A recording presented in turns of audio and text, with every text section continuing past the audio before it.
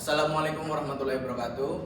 Perkenalkan, kami dari kelompok 2 ingin mempresentasikan tentang observasi powerhouse 550 kVA dengan anggota kelompok saya sendiri Satria Ramadhani. Saya Arvin Wadika Fauzan. Saya Muhammad Nugroho. Saya Erik Senjal Perwana.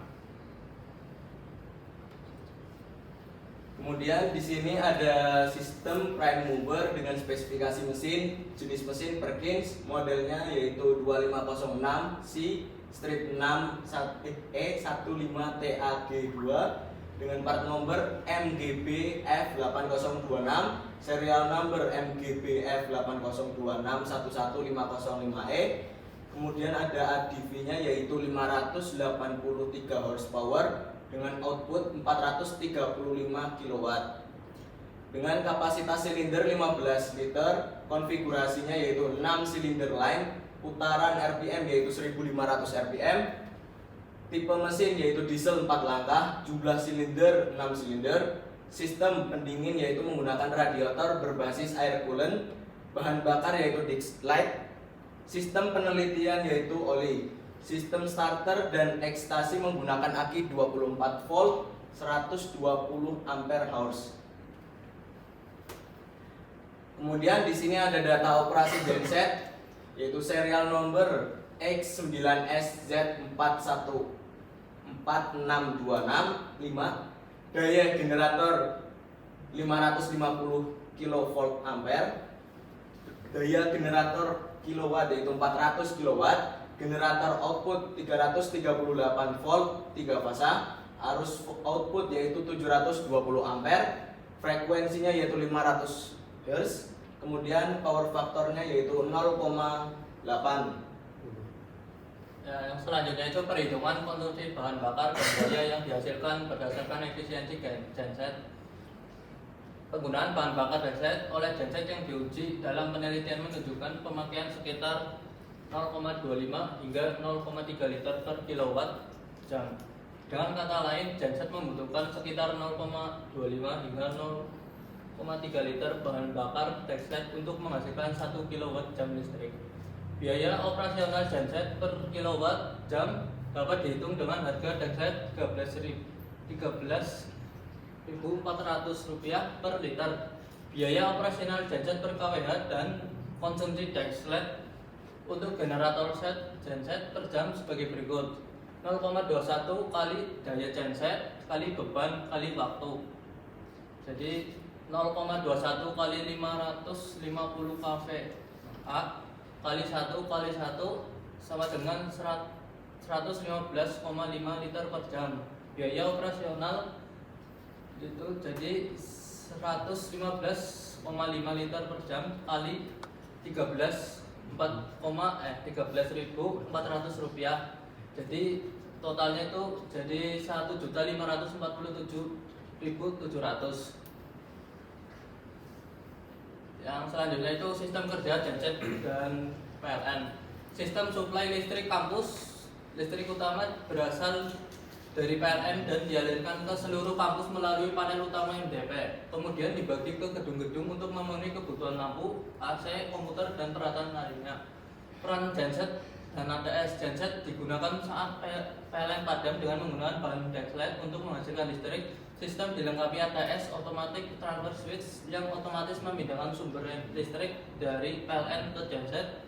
Setelah tegangan dan frekuensi genset stabil, ATS memastikan perpindahan beban berlangsung aman tanpa menimbulkan lonjakan arus. Dan selanjutnya itu ada generator mensuplai beberapa gedung yang ada di UMP. Yang pertama ada daya dari PLTD didistribusikan melalui panel VMDP yang bisa diartikan sebagai low voltage main distribution panel, memiliki fungsi sebagai pusat pembagian listrik ke beberapa jalur utama yang ada di UMP. Kemudian sistem distribusi ini dilengkapi dengan kabel daya utama, grounding, serta perangkat proteksi seperti MCB atau MCCB untuk menjaga keamanan dan stabilitas penyaluran daya. Seluruh komponen didistribusikan perlu dipantau agar suplai listrik tetap diandalkan saat PLN mengalami pemadaman. Kemudian ada genset berkapasitas 560 kVA mempunyai suplaian dari beberapa fasilitas di UMP Antara lain ada gedung perpustakaan, FIP, laboratorium terpadu, laboratorium mikro, gedung G, gedung PPG, LDC, serta sistem AC di auditorium. Pembagian daya dapat berubah-ubah setiap waktu tergantung kebutuhan dan pemakaian di setiap gedung.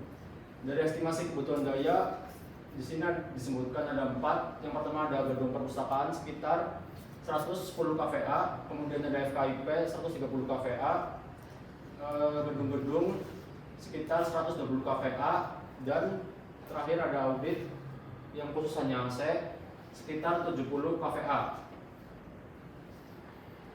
Dan selanjutnya ada generator. Spesifik generator memakai merek Stanford dengan model S5L1D strip D41 dengan serial number X19F244-623, memiliki tegangan mencapai 380 voltage dengan fase 3 fase, daya rel mencapai 440 kVA, dan kapasitas maksimal mencapai 550 kVA. Selanjutnya ada sistem governor. Sistem governor berfungsi sebagai mengatur kecepatan mesin agar putaran tetap stabil pada 1500 rpm sesuai dengan kebutuhan daya. Pada genset yang diamati digunakan elektronik governor, governor berbasis ECU yang mengontrol suplai bahan bakar secara presisi. Sistem ini memiliki respon yang lebih cepat dan akurat dibanding governor mekanis, sehingga kestabilan frekuensi dan kualitas output listrik tetap terjaga meskipun terjadi perubahan beban. Keberadaan governor sangat penting untuk menjaga efisiensi kinerja genset dan memastikan pasokan daya tetap stabil. Selanjutnya ada sistem proteksi PLTD. Sistem proteksi pada PLTD berfungsi menjaga keamanan operasi genset dan mencegah kerusakan saat terjadi gangguan.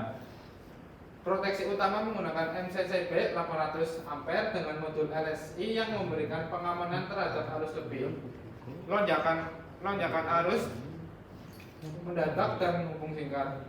Dengan arus nominal generator sekitar 793,9 ampere, pemilihan MCCB 800 ampere sudah sesuai standar.